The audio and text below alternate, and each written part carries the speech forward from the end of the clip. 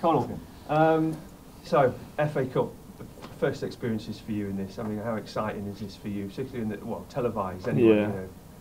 Yeah, obviously it's the biggest game in my career. Something I've been looking forward to ever since the draw came out. Especially with it being such a big team. There's going to be a fair few fans here, so it's going to be a great occasion that me and myself, my family, and also the lads are looking forward to. You've talked about your family again, and you said before there was there's up to around about 10. Yeah. Is there more than that now? Oh, there's always a few knocking on the door for tickets and stuff like that. But no, I'll have a few here on Sunday and that. And like you say, family's important to me. It's a big support back at home and that, and they've backed me ever since I was a little kid. So yeah, something that it's good for me now to be able to deliver on the pitch and make them proud. It's been a completely different scenario for you since the summer, since you arrived. So you've seen changes at the football club, and you've seen the weeks progress through the highs and the lows. So has this week been any different with the build-up to the FA Cup? No. I think it's important not to make it different. I think you've got to play the game, not the occasion. So I think just doing the right things that we've been doing over the previous weeks. They've been working in the league. We're 5 unbeaten now across all competitions. So I think if we just keep doing the same thing, I think we'll do okay on Sunday. Be honest, have you dreamt about an FA Cup goal? Every day. Every day it goes through your head about maybe scoring the winner, or maybe a last-ditch tackle or something like that. But as long as we get the result on Sunday, it doesn't matter who scores. Team comes before any individual performance. I guess the focus as well for you, perhaps more so, is also dreaming about a clean sheet. Yeah. That's the key for a defender, isn't it? First and foremost. Yeah, like you say, we'll try and do our job at the back. The lads up front will try and do their jobs. Like you say, importantly, if we don't concede a goal, we get a replay at the bare minimum. So we will be looking to defend properly, be solid, and when we go forward, we'll be looking to create stuff like we did on Saturday against Notts. Manio Eliki and Christian Montano both got through a reserve match tonight. It's good to have those back as well in the squad. No guarantees that they're going to get in the team, of course, but good to have them and keep people on the toes. Yeah, totally. Like you say, Manny and Monty are both very good players. They're a couple of our better players. They've had a few bad injuries, and now they're back. That pushes other people to do well to keep their place in the team. And also, if we need to, if they don't start or they do start, you've got 2 very good players that you can bring on to impact the game. Manny also said that it's really relaxed around here. Have you noticed that as well? Is it still very jovial? Still jokes being played on one another? That's just any football environment. I think if you take too much stress and too much pressure on things, I think it takes away what we're all here to do, which is enjoy playing football. I know it's our jobs and that, but unless if you're not enjoying it, you're not going to be able to perform on a pitch. So I think keeping it light-hearted, good times, having a laugh on and off the field, I think it is vital to having a good changing room. But does it not feel a little different because of the TV cameras are going to be here? That must come with a little bit of pressure, knowing that there are a lot more eyes on you. Yeah, obviously, but when you're on that pitch, you don't even realise you're playing in front of how many fans that are here on the regular anyway.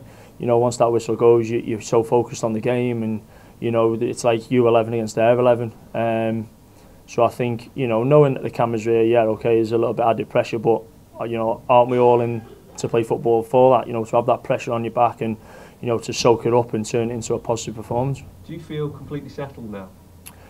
Yeah. Obviously, coming in at the start, it was completely into the unknown for me. I didn't know the standard, didn't know how good I'd be if I'd take to it as well as I have done. But I feel really settled at the minute, especially in the team. I'm enjoying the new formation as well, playing left of a 3.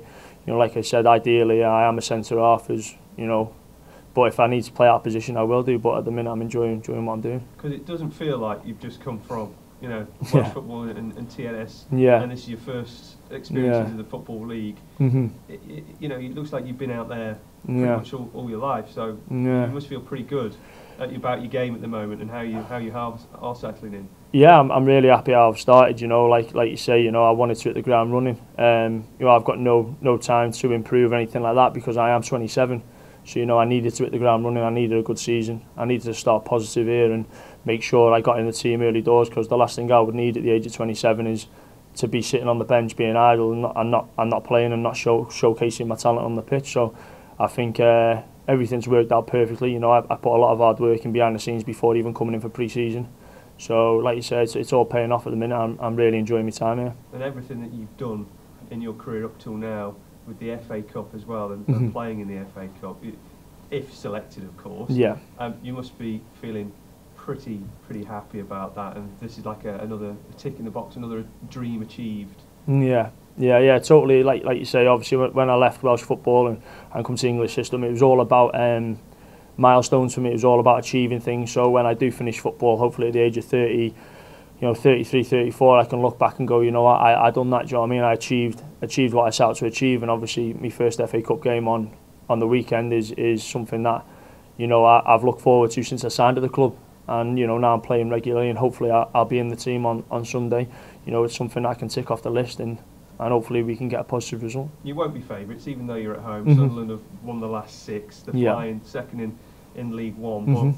But is there a belief in the squad that you forget about the form at the moment? This is a one-off game. Well, it is. It's a cup game at the end of the day. I like to say, all the time, every game that we play should be a cup game. You go into that game, you're looking for a win regardless. So I think if we approach the game right, we put our stamp on it, we get stuck in and try and ruffle a few feathers, I think I don't see why we can't pull off a result. And there's been some pretty big results here in the FA Cup in the past as well, so I mean this one wouldn't quite eclipse those just yet, but if you can progress in the FA Cup and the money that it can generate as well, the momentum more than anything as well, with the players and the fans. Yeah, like you said, the club's got a rich history, in the FA Cup as well as in league football.